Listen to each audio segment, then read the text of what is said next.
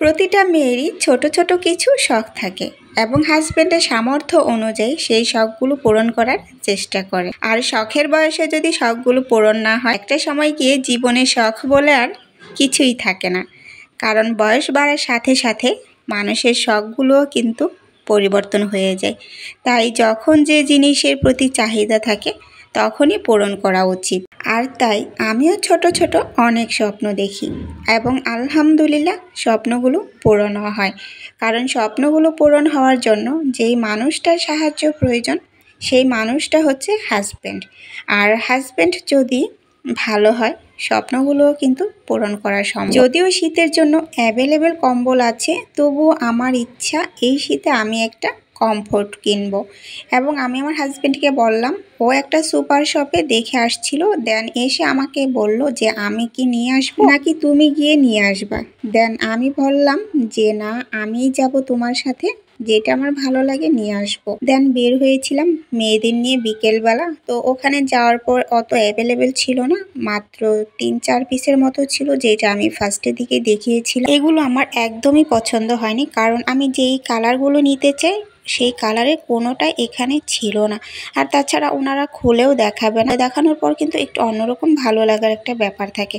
তো যাই হোক, আমাকে আর খুলে দেখায়নি, তাই আর নিয়েও আসা হয়নি। অবশ্যই অন্য কোনো জায়গা থেকে আবার কিনে নিয়ে আসবো এবং আপনাদের সাথে শেয়ার করব।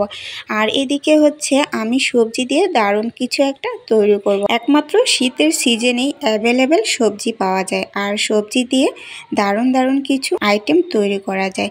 তাই আমিও আজকে দারুণ কিছু একটা তৈরি করব, যেটা খেতে আমার কাছে ভীষণ ভালো লাগে। এখানে আমি আমার পছন্দ মতো সবজি নিয়েছি, দেন ওগুলোকে আমি একদম কুচি কুচি করে কেটে নিয়েছি। দেন আদা রসুন বাটা, ধনিয়া গুঁড়া, জিরার গুঁড়া, পেঁয়াজ কুচি, কাঁচামরিচ কুচি, হলুদের গুঁড়া, মরিচের গুঁড়া, দেন 1 চামচ কর্নফ্লাওয়ার দিয়েছি।